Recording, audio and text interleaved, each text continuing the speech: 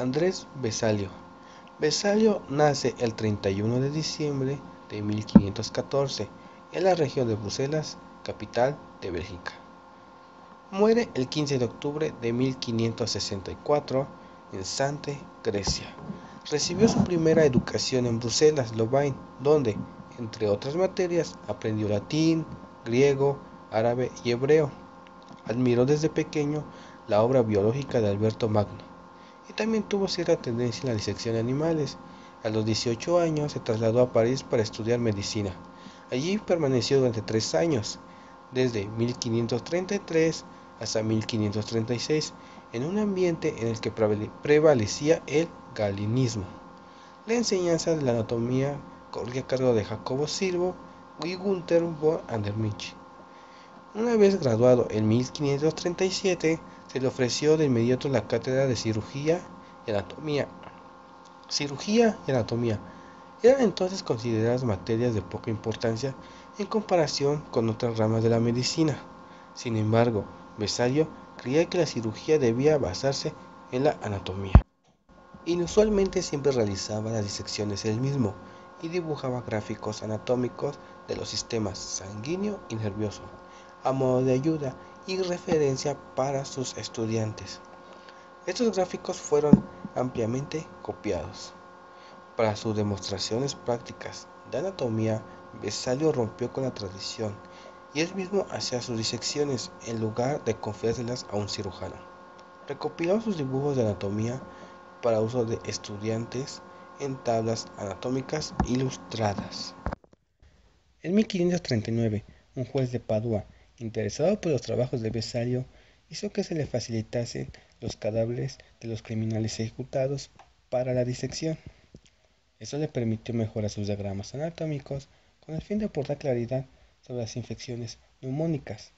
El médico de Carlos V, Nicolás Florena, encargó a Vesalio una exploración disectiva del sistema venoso endotorácico.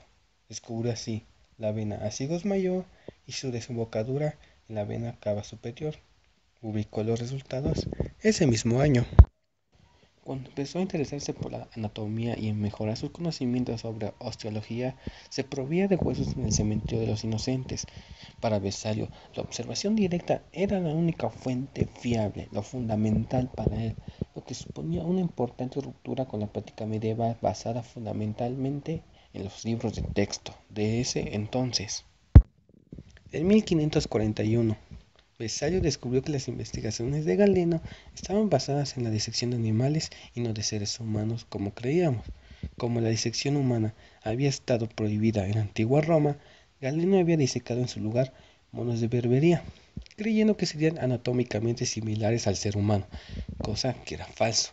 En 1543 redactó su libro sobre la estructura del cuerpo.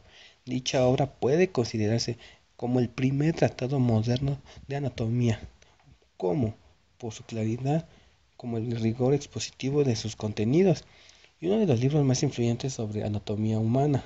Basó sus estudios anatómicos en la observación directa, rechazando algunos errores anatómicos presentes en la obra de Galeno, por lo que es considerado el fundador de la anatomía moderna. Estos son 5 puntos que destacaron de Andrés Vesalio.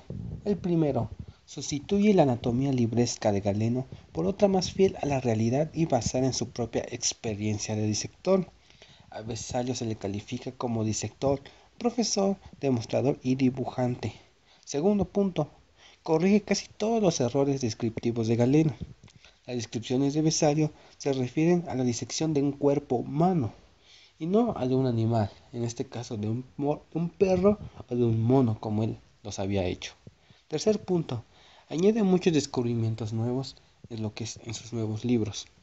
El cuarto, describe con claridad las partes anatómicas del cuerpo humano, como deben de ser, como están especificados en cada parte del cuerpo.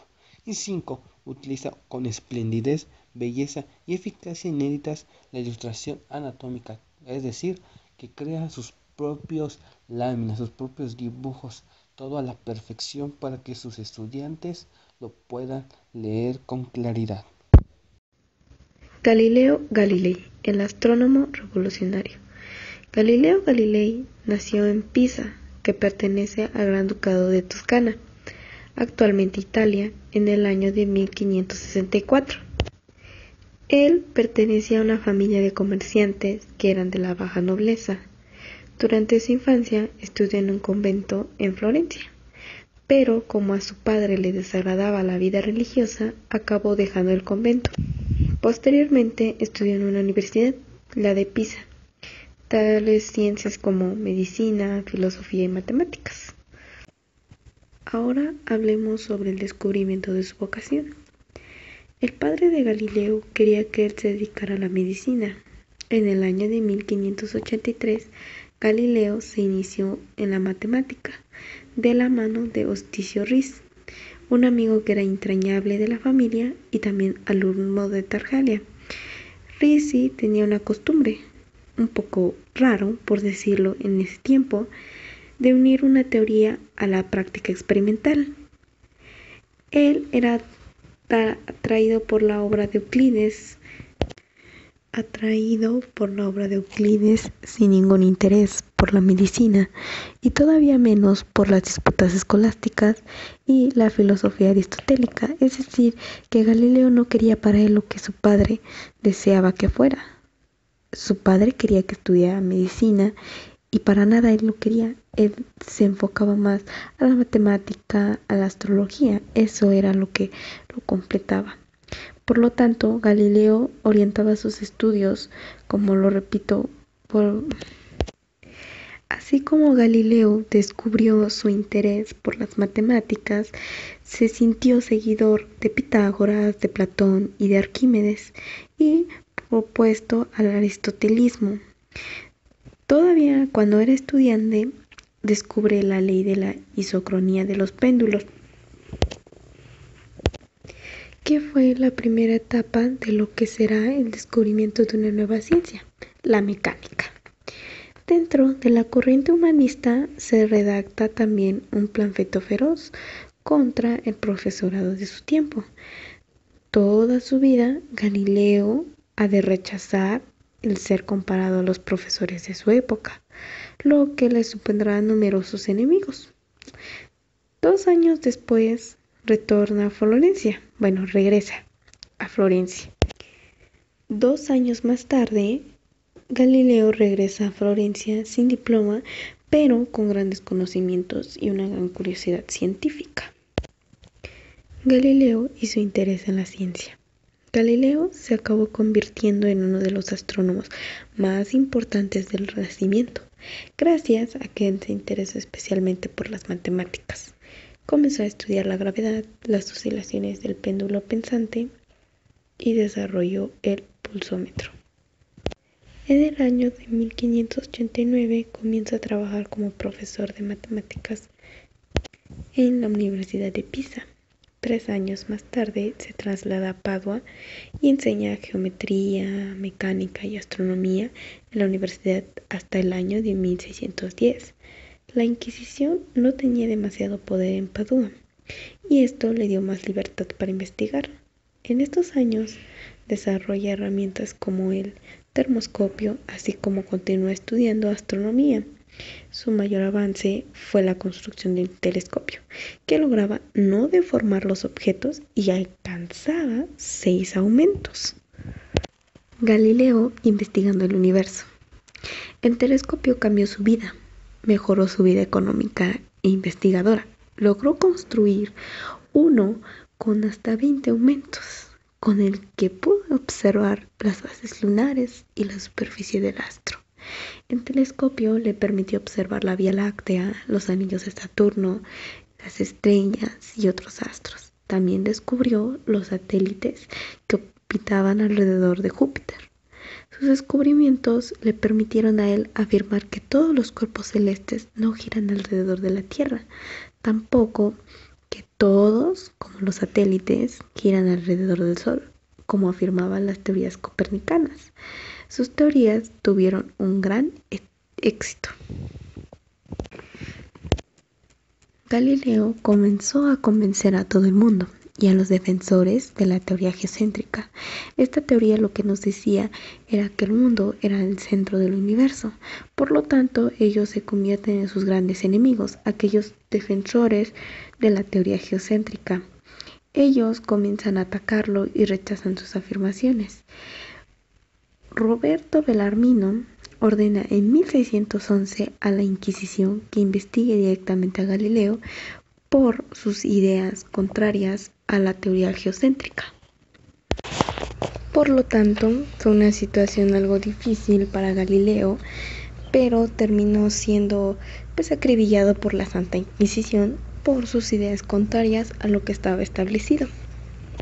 William Harvey, 1 de abril de 1578, 3 de junio de 1657.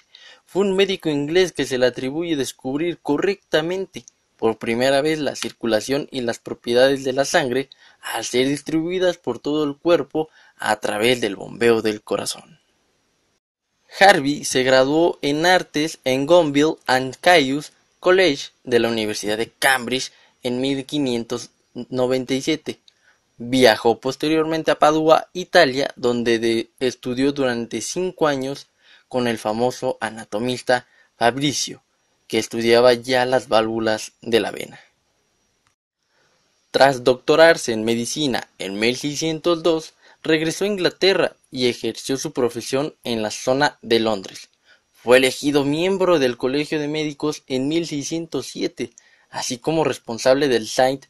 Borgate Hospital, reconocido como uno de los doctores más ilustres de Inglaterra. Fue nombrado médico extraordinario del rey Estuardo, al que atendió en su última enfermedad, y médico personal de su hijo Carlos I de Inglaterra. Aportaciones a la ciencia. Para obtener los resultados sobre el sistema circulatorio, Harvey se valió de disecciones de corazón, así como seres vivos vertebrados y no vertebrados, lo cual también hizo una gran contribución a la anatomía comparada a esta ciencia. Sirvió para el conocimiento de la filosofía del hombre. También al estudiar el desarrollo de embriones de pollos y otros animales víparos, distinguió dos modelos de generación: epigénesis, propia de animales superiores, y metamorfosis de animales inferiores. Hablando un poco de sus descubrimientos, ya en 1616 mencionaba en sus conferencias la función del corazón y cómo éste impulsaba la sangre en un recorrido circular. Llegó a estas conclusiones no solamente a través de una serie de largas disecciones, sino también gracias a sus estudios sobre el movimiento del corazón y la sangre en una gran variedad de animales vivos. La precisión de sus observaciones estableció un modelo para futuras investigaciones biológicas. Presentó formalmente sus hallazgos en 1628, año en el que fue publicada su obra En el movimiento del corazón y la sangre en los animales. En esta trascendental obra explicaba el método experimental y ofrecía una precisa descripción del mecanismo del apartado circulatorio. Posteriormente, con su ensayo de Muntu Cordis, hizo que Harvey sufriera duras críticas por parte de algunos, aunque éstas se vieron ampliamente compensadas por el posterior reconocimiento del valor de sus aportaciones. Sus investigaciones en el campo de la embriología quedaron reflejadas en los ensayos sobre la generación de los animales. Fue nombrado presidente del Colegio de Médicos en 1654, pero declinó dicho honor a causa de su delicada salud. Lamentablemente, murió el 3 de junio de 1657 en Londres. Isaac Newton. Newton nace en el año de 1642 en Woolsthorpe, Lincolnshire, lo que es Inglaterra, y muere en Londres en 1727. Fue un científico inglés, fundador de la física clásica, que mantendría plena vigencia hasta los tiempos de Einstein. La obra de Newton representa la culminación de la revolución científica iniciada un siglo antes por Copérnico. Su madre preparó para él un destino de granjero, pero finalmente se dio cuenta del talento que tenía este muchacho y lo envió a la Universidad de Cambridge, donde tuvo que trabajar para pagarse sus estudios. Ya ingresado en Cambridge, Newton asimiló los conocimientos y principios científicos, filosóficos mediados del siglo XVII, con las innovaciones introducidas por Galileo Galilei, Johannes Kepler, Francis Bacon y René Descartes, entre otros filósofos. Tras su graduación en el año de 1665, Isaac Newton se orientó hacia la investigación en física y matemáticas, con tal acierto que a los 29 años ya había formulado teorías que señalarían el camino de la ciencia moderna hasta el siglo XX, protagonista fundamental de la revolución científica de los siglos XVI y XVII y padre de la mecánica clásica. Desarrolló una nueva y poderosa rama de las matemáticas llamada cálculo y efectuó el trabajo fundamental de su teoría de la gravitación. Entre los años 1664 y 1665 había hallado la famosa fórmula para el desarrollo de la potencia de un binomio con un exponente cualquiera, entero o fraccionario, aunque no dio noticia escrita al descubrimiento hasta en el año de 1676, en dos cartas dirigidas a Henry Oldenburg, secretario de la Royal Society. El teorema lo publicó por primera vez en el año de 1685 John Wills, el más importante de los matemáticos ingleses inmediatamente anteriores a Newton. Reconoció debidamente la prioridad de este último en el hallazgo, la primera exposición sustancial de su método de análisis matemático por medio de series infinitas, lo que escribió en Newton en 1669. Barrow conoció e hizo conocer el texto, y Newton recibió presiones encaminadas a que permitieran su publicación, pese a lo cual, o quizá precisamente por ello, el escrito nunca llegó a imprimirse hasta los años de 1711. Los principios matemáticos de la filosofía natural, libro en el que contenía la primera exposición impresa del cálculo infinitesimal creado por Newton, aunque el autor prefirió que en general la obra presentara los fundamentos de la física y la astronomía formulados en el lenguaje sintético de la geometría. Newton no fue el primero en servirse de aquel tipo de cálculo.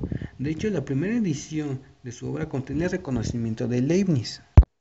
Leibniz estaba en posesión de un método análogo, es decir, que sus conocimientos estaban basados en el cálculo infinitesimal. Sin embargo, la disputa de prioridades determinó que Newton suprimiera la referencia de Leibniz en la tercera edición de este libro en el año de 1726. El detonante de la polémica constituyó la insinuación de que Leibniz había cometido plagio, es decir, que había tomado los cálculos infinitesimales de Newton.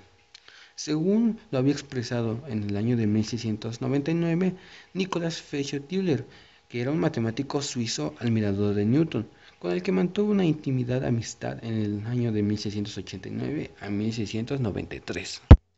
Para dar a fin sobre este breve relato de Newton, hablaremos sobre el relato popular del origen de la teoría de la gravitación, en la que Newton la concibió en el verano del año de 1666, tras ver caer una manzana de un árbol. Es imposible confirmar, pero la tradición ha señalado un árbol de la granja familiar como aquel del que le cayó una manzana. Entonces se quedaron como esos pequeños recuerdos. Robert Hooke nació en el año de 1635 en Inglaterra y murió en el año de 1703 en Londres. Fue un físico y astrónomo inglés, aunque principalmente es conocido por estudios sobre la elasticidad que fueron notables, también sus descubrimientos astronómicos y sus aportaciones hacia la biología. Su formación académica fue en la Universidad de Oxford, y Robert Hooke también colaboró en el seno de esta institución con un químico británico llamado Robert Boyle. Robert Boyle fue un filósofo natural, también fue químico, físico, inventor y fue un prominente teólogo cristiano. Ellos colaboraron en la construcción de una bomba de aire en el año de 1655.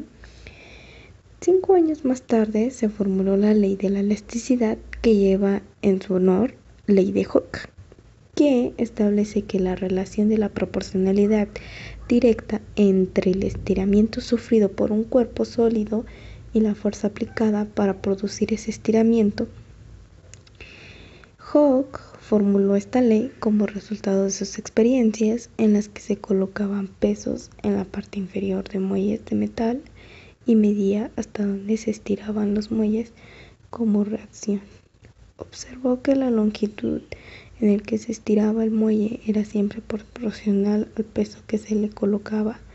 Es decir, si por ejemplo se duplicaba el peso, se duplicaba también la longitud. Esta ley se fundamenta en el estudio de la elasticidad de los materiales.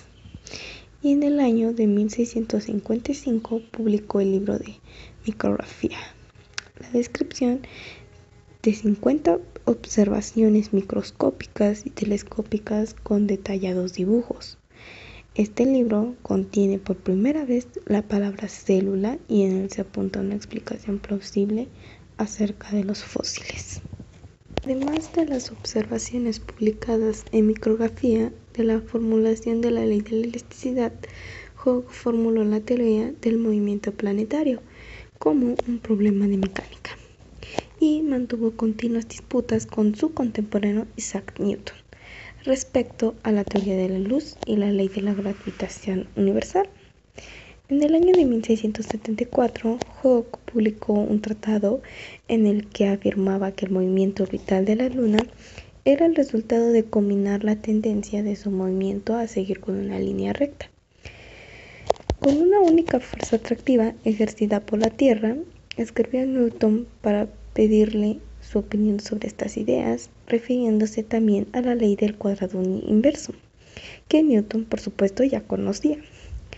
Esta carta no pudo ser el catalizador de algunos de los conceptos rigurosamente definidos, cuya formulación se desencadenó a raíz de que Edmund Halley visitara a Newton en agosto de 1684, en el que plasmaron que la redacción de los Principia, cuando se publicó el segundo volumen de los 3 de los que constaría la obra.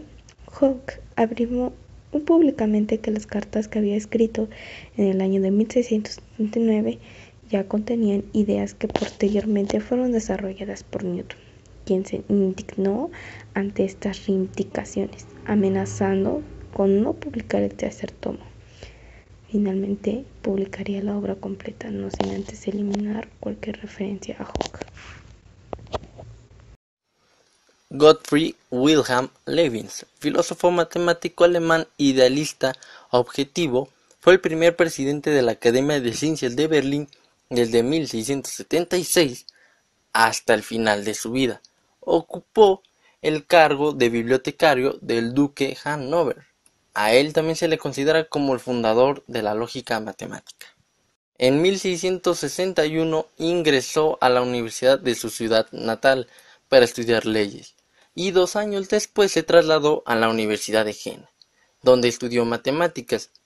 En 1666, la Universidad de Leipzig rechazó, a causa de su juventud, concederle el título de doctor que Leibniz obtuvo. Sin embargo, en Alford, tras rechazar el ofrecimiento que ahí se le hizo de una cátedra, en 1667 entró al servicio del arzobispo elector de Maguncia como diplomático y en los años siguientes desplegó una intensa actividad en los círculos de cortesanos.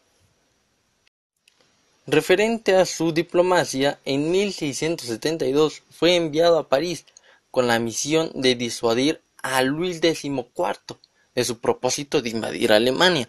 Aunque fracasó en la embajada, Leibniz permaneció 5 años en París, donde desarrolló la fecunda labor intelectual.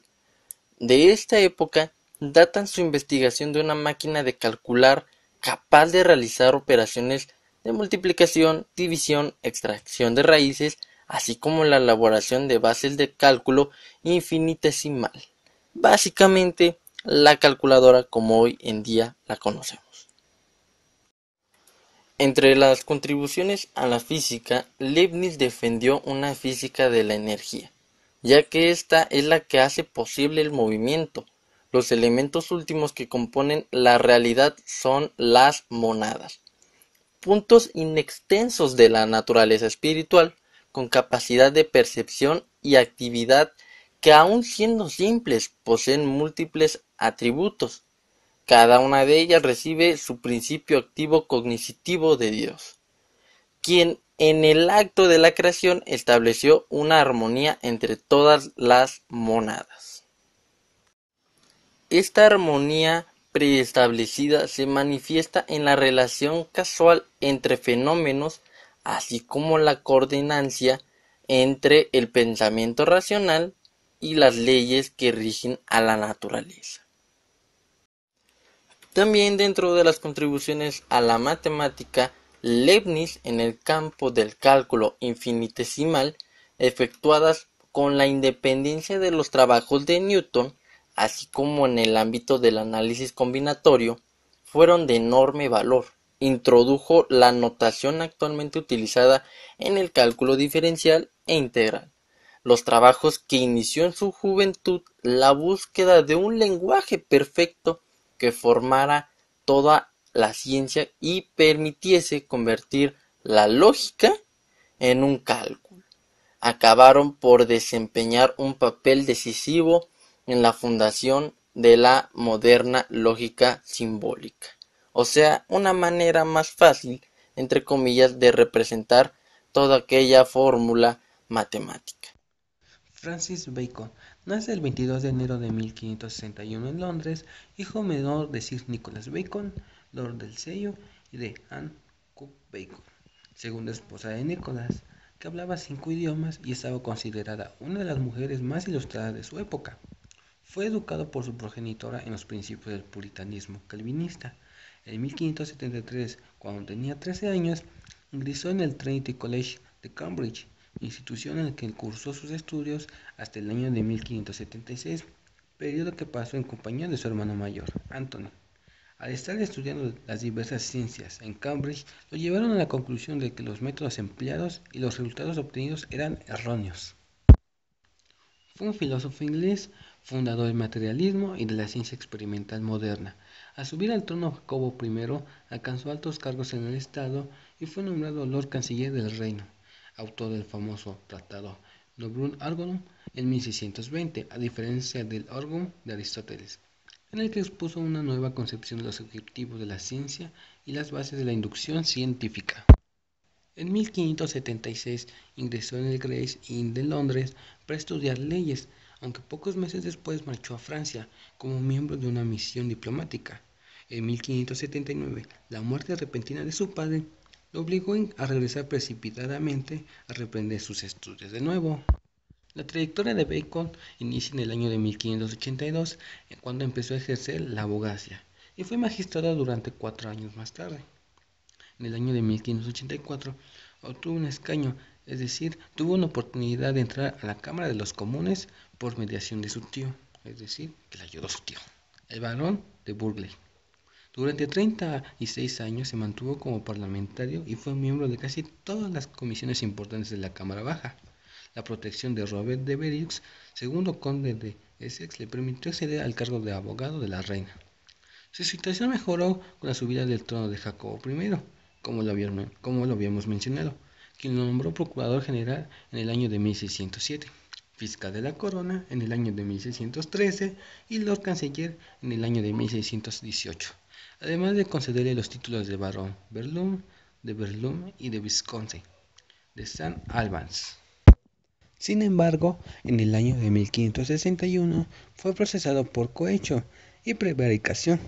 Fue destituido de su cargo y encarcelado, aunque tiempo después fue puesto en libertad.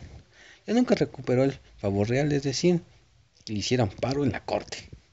Durante toda su carrera persiguió una forma coherente de leyes y mantenimiento del parlamento y los tribunales a salvo de incursiones arbitrarias de los gobernantes, pero sobre todo su objetivo era la reforma del saber.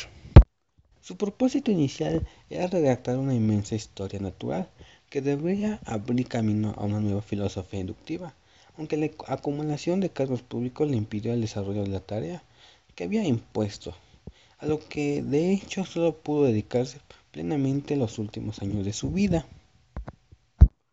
En sus conocimientos sometió todas las ramas del saber humano aceptadas en su tiempo a revisión, clasificándolas de acuerdo con la facultad de la mente, es decir, memoria, razón o imaginación, a la que pertenecían, A todo este esquema le llamó la Gran Instauración. En su labor literaria propuso ante todo Bacon reorganizar el método de estudio científico. Percibió que el razonamiento deductivo destacaba entonces a expensas del inductivo, y creyó que, eliminando toda la noción preconcebida del mundo, se podía y debía estudiar al hombre y su entorno mediante observaciones detalladas y controladas, realizando generalizaciones cautelosas. Él decía que los científicos deben ser, ante todo, escépticos y no aceptar explicaciones que no se pueden probar por la observación y la experiencia sensible, es decir, el empirismo. Los escritos de Bacon se engloban en tres categorías: la filosófica, literaria y política. Sus mejores obras filosóficas son El avance del conocimiento, escrito en el año de 1605, y Novum Organum, o Indicaciones relativas a la interpretación de la naturaleza, en el año de 1620. La filosofía de Bacon incluyó en la creencia de que la gente es a la vez sierva e intérprete de la naturaleza, de que la verdad no se deriva de la autoridad y que el conocimiento es fruto, ante todo, de la experiencia. Se le reconoce haber aportado a la lógica el método experimental inductivo, ya que anteriormente se practicaba la inducción mediante la simple enumeración, es decir, extrayendo conclusiones generales de datos particulares. El método de Bacon consistió en inferir a partir del uso de analogía, desde las características o propiedades del mayor grupo al que pertenece el dato en concreto, dejando para una posterior experiencia la corrección de los errores evidentes. Este método representó un avance fundamental en el método científico al ser muy significativo en la mejora de las hipótesis científicas. Su Novum Organum influyó mucho en la aceptación en la ciencia de una observación y experimentaciones precisas. Esta obra mantenía que había que abandonar todos los prejuicios y actitudes preconcebidas, que llamó en griego eidola o ídolos. Ya fueron la propiedad común de la especie debido a modos comunes de pensamiento, idolatribus o propios del individuo, idola spesus, ya que debían una dependencia excesiva del lenguaje, idola fori, o de la tradición, idola teatri. Los principios que se plantean en el Novum Organum tuvieron gran importancia en el subsiguiente desarrollo del empirismo. Como escritor, se le debe además de la creación del género ensayístico en inglés, con sus essays en el año de 1597, que siguen la estela de Montage, en los que muestra un estilo de apariencia poco ornamentado y una gran capacidad aforística. En su Nueva Atlántida, ofrece la primera utopía tecnológica, donde los gobernantes serán los científicos de la Casa de Salomón, especie de gran universidad donde se concentraría el conocimiento. Previo en su época, grandes adelantos científicos como máquinas voladoras, submarinos y telecomunicaciones. Muere en Londres en el año de 1626 debido a una neumonía. Estas son algunas frases de Bacon. La amistad duplica las alegrías y divide las angustias por la mitad. Quien no quiere pensar es un fanático. Quien no puede pensar es un idiota. Quien no osa pensar es un cobarde. Si comienza uno con certezas, terminará con dudas. Mas si se acepta empezar con dudas, llegará a terminar con certezas. Vengándose, uno se iguala a su enemigo. Perdonándolo, se muestra superior. René Descartes. René Descartes nació en Francia en el año de 1596 y murió en el año de 1650 en Suecia. Fue un filósofo y matemático francés. Después del esplendor de la antigua filosofía griega y el apogeo y crisis de la escolástica en la Europa medieval, los nuevos aires del Renacimiento y la revolución científica que lo acompañó darían lugar en el siglo XVII hacia el nacimiento de la filosofía moderna. René Descartes se educó en el colegio jesuita de La Flèche entre los años 1604 y 1612. Por entonces, uno de los más prestigiosos de Europa, donde gozó de un cierto trato de favor en atención a su delicada salud. Los estudios que en tal centro llevó a cabo tuvieron una importancia decisiva en su formación intelectual, conocida como la turbulenta juventud de Descartes, Y sin duda alguna, en la Fleche debió cimentarse la base de su cultura. Las huellas de tal educación se manifestaron objetivamente y acusadamente en toda la ideología filosófica de este sabio. Los primeros de los ismos filosóficos de la modernidad fue el racionalismo. Descartes, su iniciador, se propuso hacer la tabla de la raza de la traición y construir un nuevo edificio sobre la base de la razón y con eficaz metodología de las matemáticas. Su duda metódica no cuestionó a Dios, sino todo lo contrario. Sin embargo, al igual que Galileo, tuvo que sufrir la persecución a causa de sus ideas. La filosofía de Descartes fue considerada como racionalista moderna por su planteamiento y resolución del problema de hallar un fundamento del conocimiento que garantice su certeza, y como el filósofo que supone el punto de ruptura definitivo con la escolástica en el discurso del método en el año de 1637, Descartes manifestó que su proyecto de elaborar una doctrina basada en principios totalmente nuevos procedía del desencanto ante las enseñanzas filosóficas que había recibido. Por lo tanto, convencido de que la realidad entera respondía a un orden racional, su propósito era crear un método que hiciera posible alcanzar en todo el ámbito del conocimiento la misma certidumbre que proporcionan en su campo la aritmética y la geometría. Su método, expuesto en el discurso, se compone de 4 preceptos o procedimientos: no aceptar como verdadero nada de lo que no se tenga absoluta certeza de lo que es, descomponer cada problema en sus partes mínimas, ir de lo más comprensible a lo más complejo, y por último, revisar lo completo el proceso para tener la seguridad de que no hay ninguna comisión. Pienso, luego existo, filosofía de Descartes. Era, en un principio, una primera verdad indudable, puede ser cuestionable. Es decir, el cogito ergo sum cumple 2 funciones determinadas. Primero, justifica la existencia de un yo, que es pensante diferenciado del cuerpo. El cuerpo, que es percibido mediante los sentidos, se encuentra bajo la duda metódica. El segundo punto es que se convierte en un principio modélico. Es así que todo lo que sea evidente, claro y distinto como este primer principio será aceptado como verdad. Referente a sus ideas, para él pueden ser los modos de pensamiento, puede ser un principio de causalidad que al menos tanta realidad en la causa como en el efecto. Y inmediatamente son percibidas representando objetos las ideas, como son las innatas, que son nacidas conmigo, las adventicias que proceden fuera de mí, del mundo, las ficticias que son inventadas por mí. Es decir, Descartes observó las representaciones de nuestro pensamiento en 3 clases, lo que decía, las ideas innatas, que son como las bellezas o la justicia, las adventicias, que proceden de cosas exteriores como estrella o caballo, y por último tenemos las ficticias, que son creaciones de nuestras fantasías, monstruos de la mitología. Referente a sus obras y publicaciones, cronológicamente los más importantes son del año de 1620.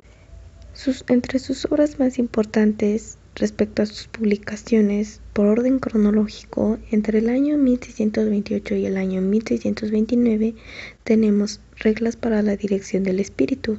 Entre el año de 1630 y 1633 tenemos El mundo o Tratado de la luz. Entre el año 1637 tenemos Ensayos filosóficos, que era un discurso del método, la dióptica, meteoros y geometría. En el año de 1641 tenemos Meditaciones metafísicas. En el año de 1644 Los principios de la filosofía. En el año de 1649 Las apasiones del alma. No resultaba exagerado afirmar que si bien Descartes no llegó a resolver muchos de los problemas que planteó, Tales problemas se convirtieron en cuestiones centrales de la filosofía occidental. En este sentido, la filosofía moderna, que son el racionalismo, el empirismo, el idealismo, el materialismo y la fenomenología, pueden considerarse como un desarrollo o una reacción al cartesianismo. No resultaba exagerado afirmar, en suma, que si bien Descartes no llegó a resolver muchos de los problemas que planteó, tales problemas se convirtieron en cuestiones centrales de la filosofía occidental.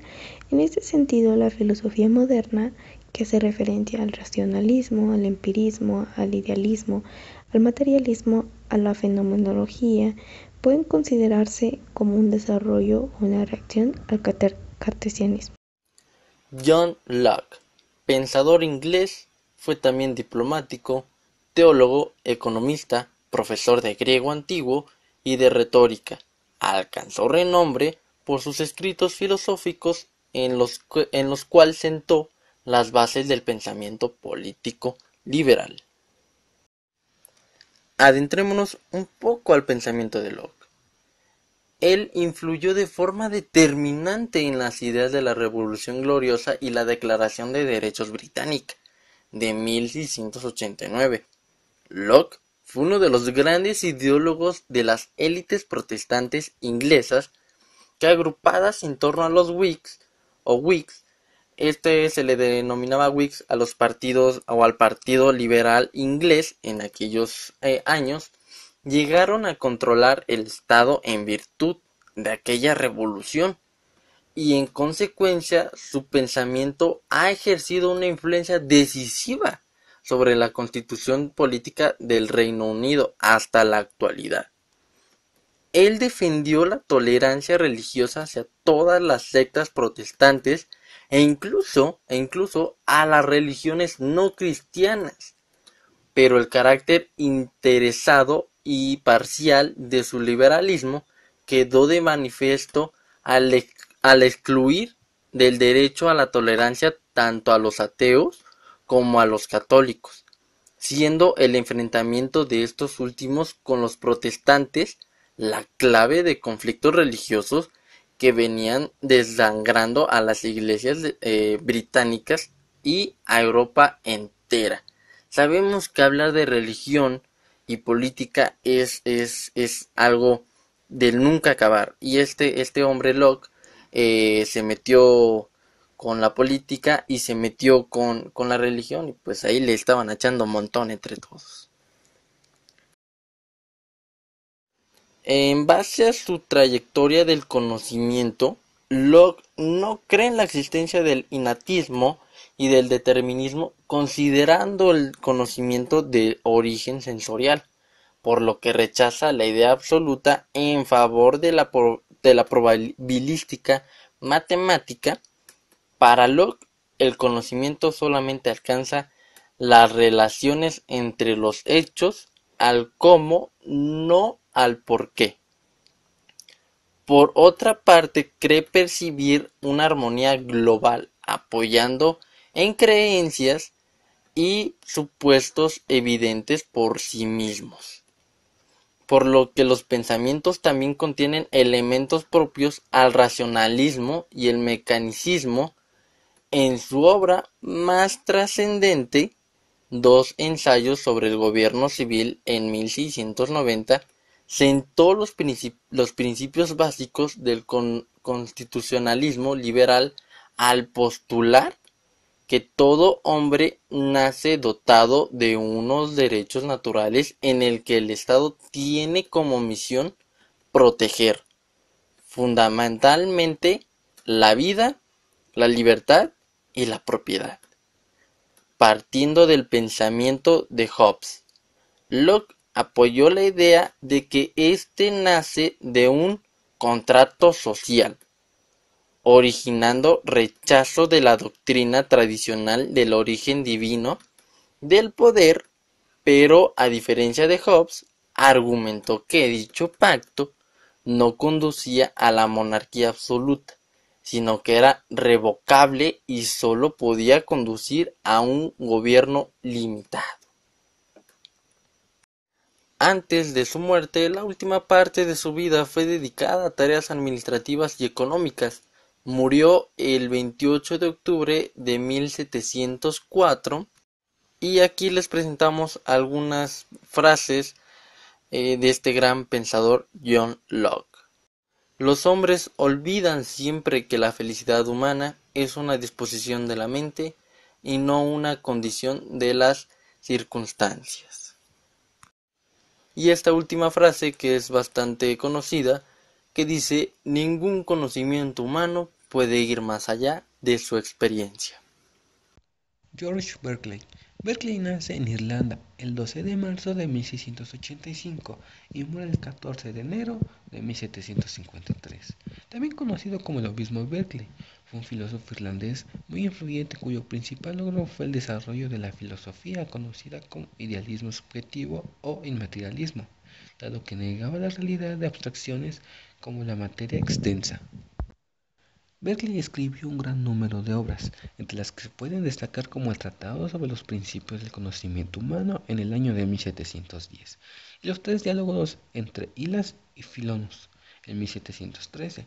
Filonus es la amante de la mente, representa a Berkeley, e Hylas, que toma su nombre de la antigua palabra griega para designar a la materia, representa el pensamiento de Locke.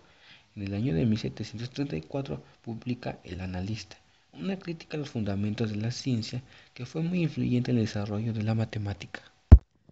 Berkeley nace en Dysart, cerca de Thomastown, Irlanda. Fue el hijo mayor de William Berkeley, miembro de la familia nobiliaria de Berkeley.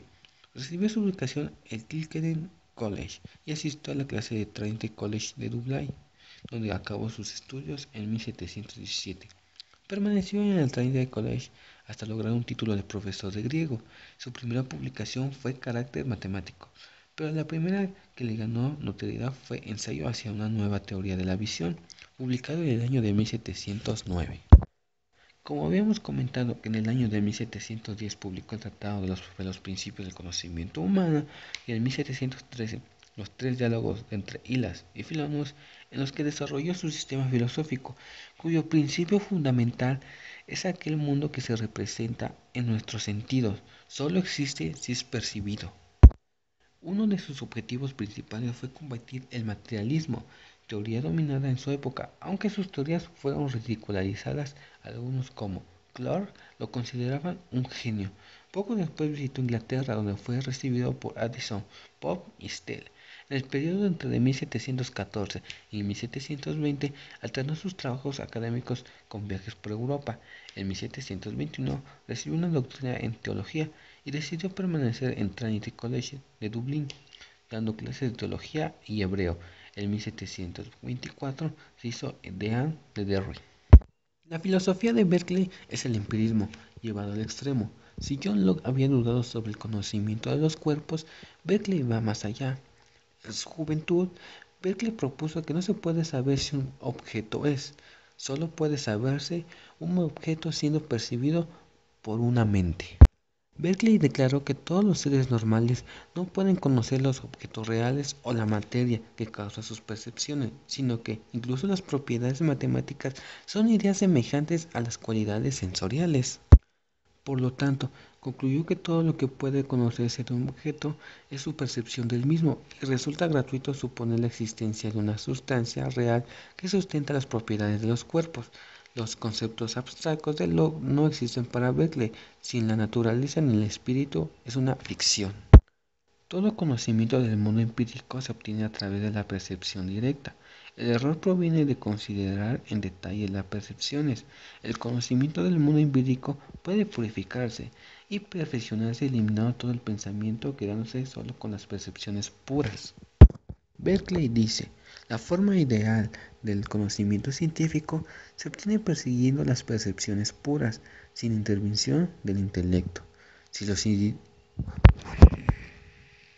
La forma ideal del conocimiento científico se obtiene persiguiendo las percepciones puras, sin intervención del intelecto.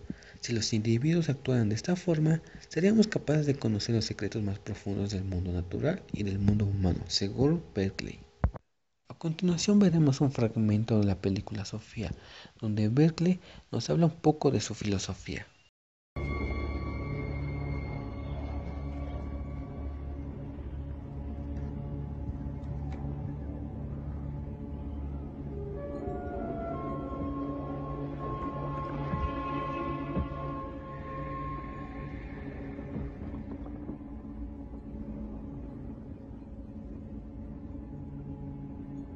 Am I real?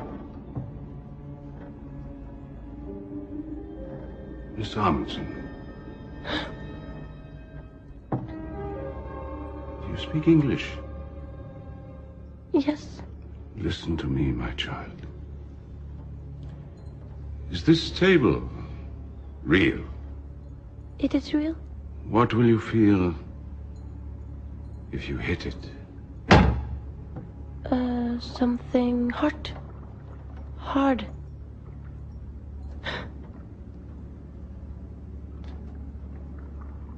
Are you real, Miss Amundsen? I think so. But who are you? My name is Barclay. George Barclay. I'm Sophie. The only thing that is real is the power of the Lord, my child. The Lord? Herren, Sophia. Good. Alberto? Thank you, Mr. Knox. Everything you sense is due to the power of the Lord. The question is, what are we? Are we people of flesh and blood? Or are we just consciousness?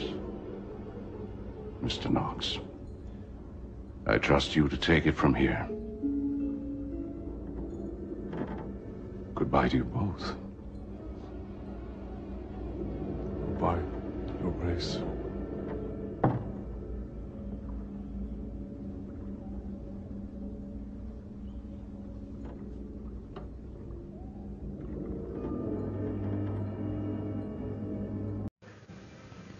David Hume, Edimburgo, 1711-1776. Fue un filósofo inglés que nació en el seno de una familia emparentada con la aristocracia, aunque de modesta fortuna. Estudió durante un tiempo leyes en la Universidad de Edimburgo por voluntad de su familia, pero a falta de su interés determinó que abandonaría la carrera y se vio obligado a buscar la manera de ganarse la vida. Fue el segundo de dos hijos de Joseph Hume de Nîmes y su esposa Catherine Falconer. Se crió en el seno de una familia acomodada y su padre murió después del segundo cumpleaños de Hume, siendo criado por su madre que no se volvió a casar. Y cuando tenía tan solo 12 años ingresó a la Universidad de Edimburgo.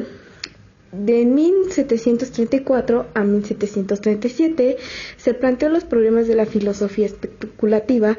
Durante este periodo escribió su obra más importante, Tratado sobre la naturaleza humana, que fue entre los años 1739 y 1740. Escribió además ensayos morales y políticos entre los años 1741 y 1742. No consiguió su nombramiento para la facultad de la Universidad de Edimburgo, porque se le consideraba un escéptico en asuntos religiosos. Fue tutor del enajenado marqués de Annandale y posteriormente auditor de guerra. Hume sostiene que todo conocimiento deriva en última instancia de la experiencia sensible, siendo que esta única fuente de conocimiento. Sus ensayos filosóficos sobre el entendimiento humano se publicaron en 1748. En cuanto a la moral, sostiene que la razón debe ser esclava de los sentimientos o pasiones. Solo las pasiones pueden movernos, la razón debe estar a su servicio. Las reglas de la moral y de la justicia tienen un carácter puramente convencional. No existe una necesidad racional que nos lleve a respetar esas reglas, que es la propiedad privada, la obediencia a las leyes, el respeto a las promesas, etc. Observar estas reglas, así como otras convenciones, es algo bueno solo por la utilidad social que traen. Si las condiciones sociales fueran diferentes, esas normas no tendrían sentido. Y cuando hablamos de otras reglas, estamos hablando de convenciones como son la modestia y la castidad. Immanuel Kant, filósofo alemán, primero y más importante representante y fundador del idealismo clásico alemán, y considerado como uno de los pensadores más influyentes de la Europa moderna del último periodo de la Ilustración y de la filosofía universal. En la actualidad, Kant continúa teniendo sobrada vigencia en diversas disciplinas tales como filosofía, derecho, ética, estética, ciencia y política. Básicamente al carnal lo siguen recordando hasta hoy en día. Dentro de la filosofía de Kant está la palabra cristianismo. Este nombre que Kant dio a la filosofía idealista por entender el objeto principal de la misma estriba en la crítica de la facultad cognitiva del hombre. Como resultado de su crítica, Kant llegó a la negación de la posibilidad de la razón humana pudiera conocer la ciencia de las cosas. También se da el nombre del cristianismo a otras teorías idealistas subjetivas que limitan la cognición humana y reconocer como fuente de la misma experiencia entendida solamente con un criterio idealista. Objetivamente considerado, el cristianismo ha constituido un intento de superar, desde posiciones idealistas, las limitaciones del empirismo y del racionalismo. El problema del conocimiento a priori. Dado que la metafísica pretende obtener un conocimiento a priori, o sea, antes de, independiente de la experiencia, la respuesta a la pregunta por su posibilidad exige responder previamente a la pregunta de si es posible el conocimiento a priori o, sabemos, antes de. Pero, ¿cuántas formas de conocimiento hay? ¿Es el conocimiento a priori una de ellas o no pasa a ser de una ilusión? Y cito, no hay duda alguna de que todo nuestro conocimiento comienza con la experiencia. Nos dice Kant en el primer párrafo de la introducción de la crítica de la razón pura, y añade inmediatamente a continuación en el segundo párrafo. Cito, pero, aunque todo nuestro conocimiento empiece con la experiencia, no por eso procede todo el de la experiencia. A diferencia de lo que había afirmado los racionalistas y los empiristas, para quienes había una sola fuente del conocimiento, la razón para unos y la experiencia para otros. Para Kant le valía gorro esto y decía que habrá dos fuentes de conocimiento.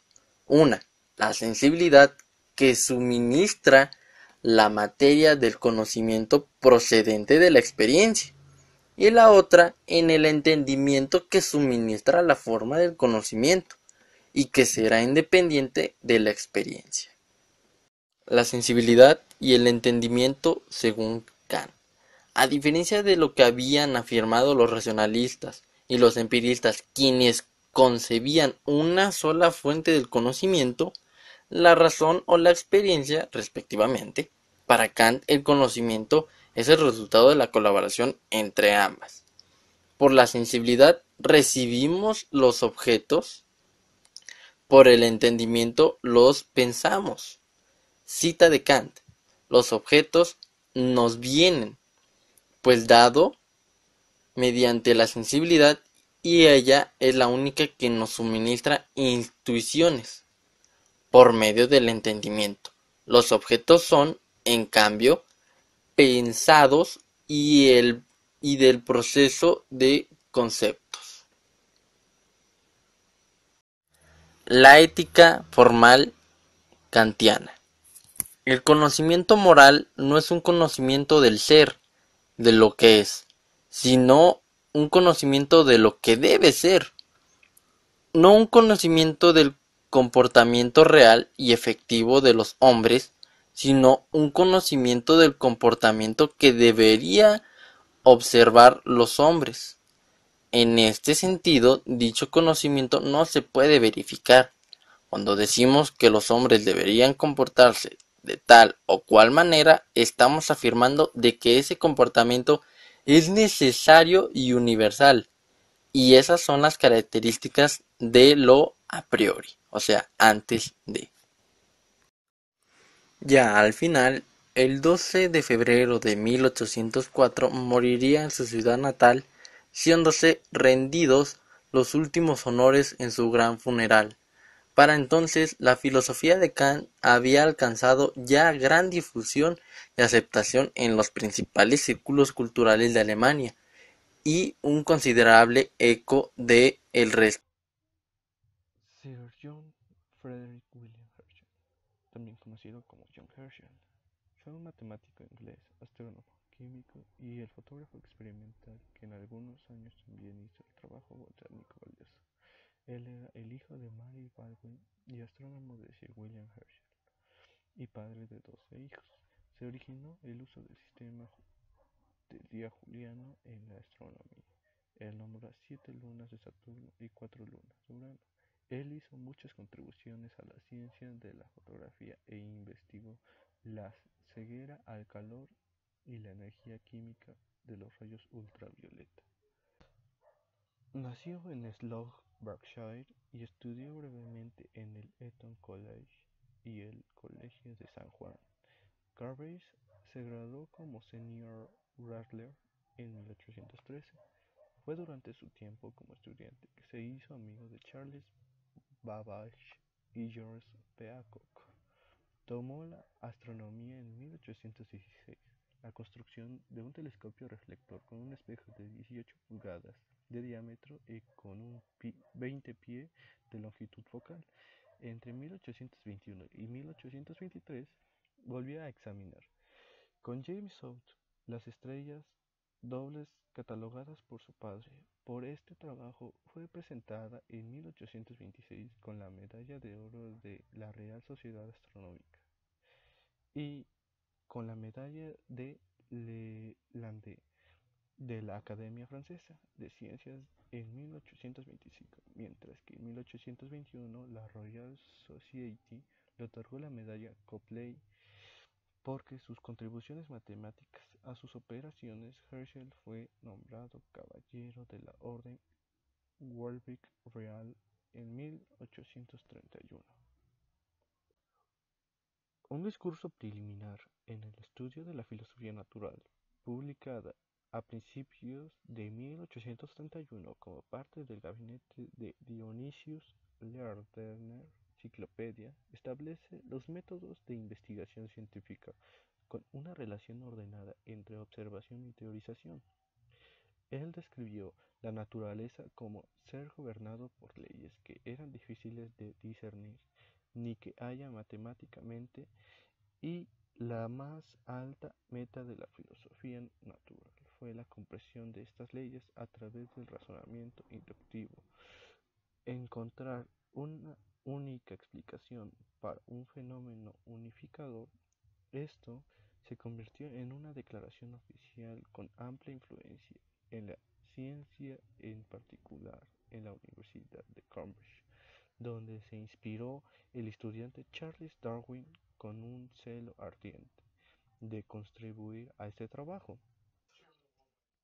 John Stuart Mill, Londres, 1806, Avignon, Francia, 1873, economista, lógico y filósofo británico.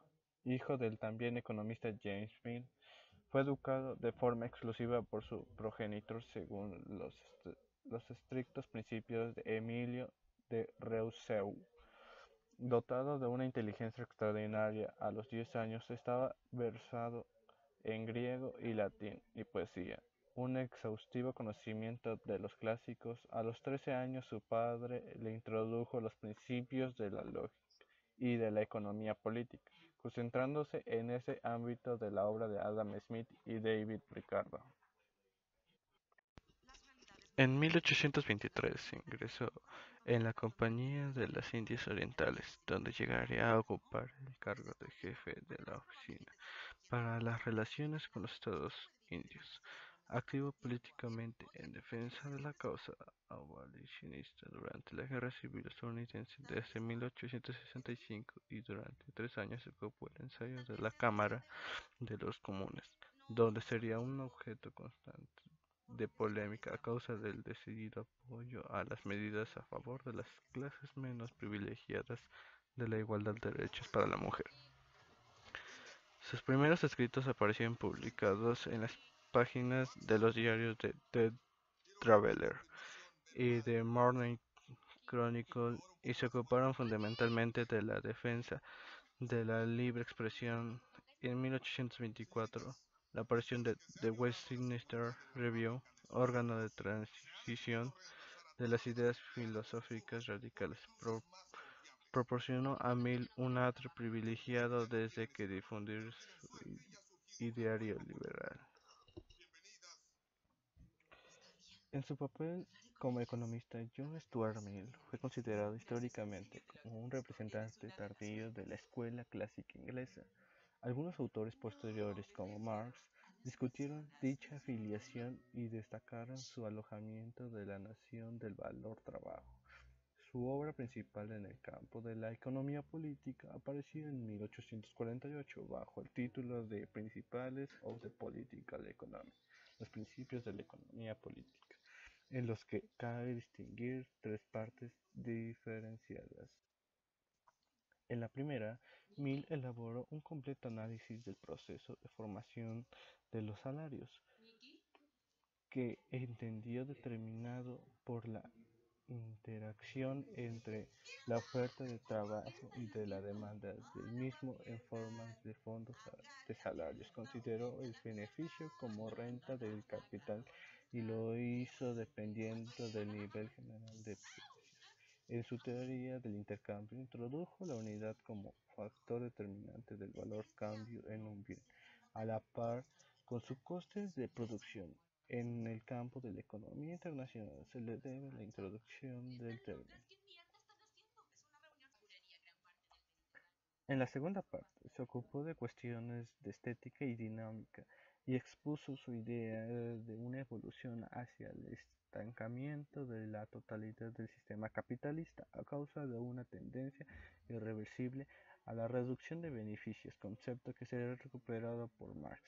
La tercera parte es la mejor, que refleja su talante reformista y trata de las medidas necesarias para favorecer una más justa distribución de la renta, entre las que Mill propuso una limitación de la herencia, la cooperación obrera e interna.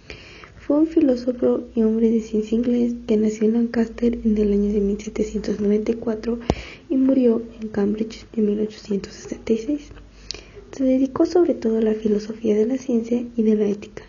Esta disciplina hizo que fuera profesor en la Universidad de Cambridge. Nació en el seno de una familia modesta. Su padre, que era carpintero, pensó que él se dedicaría al comercio, pero por extraordinarias aptitudes del joven en ciencias naturales, estudió en las escuelas de Lancaster y Heversham.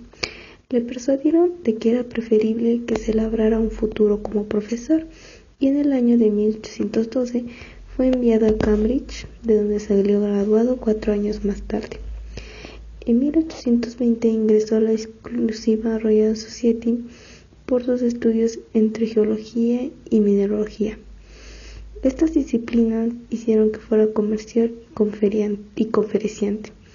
Entre los años de 1826 y 1828 recibió el encargo de medir la densidad de la Tierra, lo cual hizo que se enfrascara con Agee y realizó las minas de Dockwall en Cornwall.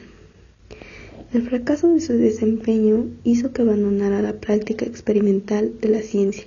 Cuando ya era un catedrático, se marchó a engrosar sus conocimientos a Viena y Friburgo, donde tomó interés por la química y en especial por la electroquímica. Whewell nombró los iones, el ánodo y el cátodo, y al regresar al Reino Unido en 1832 renunció a su cátedra, pues sus conocimientos, según él, eran muy inferiores a los requeridos para ese puesto. A partir de entonces se ocupó de la ciencia y únicamente desde el punto de vista epistemológico, que a sus investigadores, a la vez que ejercía un papel político mucho mayor que en el mundo universitario, y fue elegido en 1841 como presidente de la Academia Británica y director de Trinity College, cargos en los que emprendió la reforma de la enseñanza en matemáticas en colaboración con Pecor y Herschel. Hacia los años de 1850 organizó y amplió las asignaturas universitarias en ciencias y filosofía. Investigaciones en epistemología y en filosofía de la ciencia partieron del estudio de las ciencias exactas y por su importancia para el desarrollo de la filosofía. A ese interés responden sus obras de astronomía y general físico considerado y referencia natural de la teología en los años de 1833 y mecánica de Euclides en 1837, a los que siguieron historia inductiva de las ciencias y filosofía de las ciencias inductivas en 1840. Estas últimas, concretamente la historia de lógica inductiva, influyeron de forma decisiva en la lógica de Mill, quien reconoció explícitamente la importancia de Whewell había tenido en el desarrollo de su trabajo. Curiosamente, la teoría de Whewell en este sentido es opuesta a la de Mill y se muestra más bien influida por la doctrina de Kant acerca de las formas a priori de nuestros conocimientos. Según Whewell, la inducción no puede ser una simple suma de hechos inconexos, ya que son de simple observación. Estos nunca podría conducir a la formulación de una ley. Para que esta formulación sea posible, es necesario que dicha observación se guíe previamente de una forma universal del pensamiento, la cual fundamente la posibilidad del conocimiento científico. Por otro ámbito de interés para Whewell fue la filosofía moral, que fue lo esencial de su teoría. Respecto a esto, fue un intento de construir un sistema completo de conducta práctica sobre principios morales que resultan evidentes. Las principales obras sobre la ética de este filósofo son Elementos de la moralidad, incluyendo Política, en 1846, Lecturas y sistemática moral, en 1846, y Lecturas de la historia de la moral, filosofía y en inglés, en 1852.